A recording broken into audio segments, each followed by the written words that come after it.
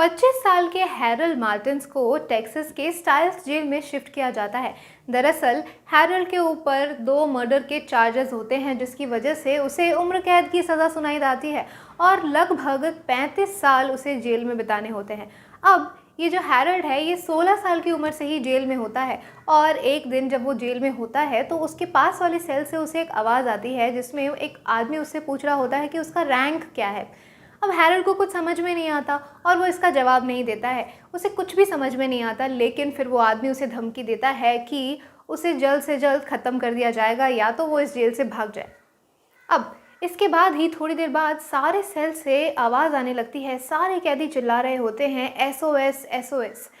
थोड़ी देर बाद हैरल्ड को ये समझ में आता है कि SOS का मतलब है शूट एट साइट, यानी कि हैरल्ड को मारने के लिए सारे कैदी प्लान बना रहे होते हैं और उसे देखते ही ख़त्म कर देने का प्लान होता है। अब हैरल्ड को ये पता चल जाता है कि इस जेल में वो बिल्कुल भी सेफ़ नहीं है। नेक्स्ट डे जब गार्ड्स आते हैं उसे सेल से बाहर निकालने के लिए थोड़ी देर के लिए, तो उसके हाथों में हथकड़ी लगी होती है और वो गार्ड्स के साथ जा रहा होता है, लेकिन जैसे ही सामने से एक दूसरा कैदी आता है वो उसके ऊपर हमला कर देता है और अपने दोनों हाथों में हथकड़ी लगे होने के बावजूद भी हैरल्ड उसका सामना करता है। थोड़ी देर में और सारे गार्ड्स आ जाते हैं, उन दोनों को अलग अलग किया जाता है और हैरल्ड का सेल बदल दिया जाता है। अब हैरल्ड को ये तो समझ में आ गया होता है कि अगर उसे ज़िंदा रहना है तो उसे या तो ये जेल छोड़कर भागना पड़ेगा या फिर किसी को मारना पड़ेगा। अब जेल छोड़कर भागना तो कोई ऑप्शन है नहीं, क्योंकि इस जेल में काफ़ी कड़ी निगरानी रखी जाती है। 24 घंटे में से 23 घंटे सेल के अंदर ही रहना होता है और जो इस जेल का रिक्रिएशनल एरिया है वहाँ पे एक बार में सिर्फ एक ही कैदी को भेजा जाता है। उसके अलावा हर आधे आधे घंटे पे गार्ड्स आकर सारे कैदियों के नंबर्स काउंट करते हैं। काफ़ी स्ट्रिक्ट सिक्योरिटी है वहाँ पर। इसी के साथ साथ वहाँ पर 3 टावर्स हैं जिस पे हर समय गार्ड्स तैनात रहते हैं। उन्हें पूरा जेल दिखता है और जैसे ही कोई भागने की कोशिश करता है गार्ड्स को शूट एट साइट का ऑर्डर है, तो इसीलिए जेल से भागना तो भाई नामुमकिन है। अब वो सोचता है कि उसे किसी को मारना ही पड़ेगा।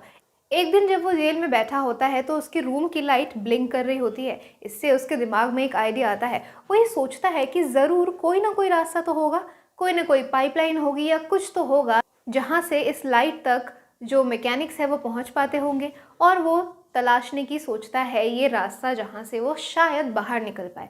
अब जैसे ही वो लाइट के पास पहुँचता है तो उसे दिखता है कि उसके ऊपर का कवर जो है वो प्लास्टिक का बना हुआ है।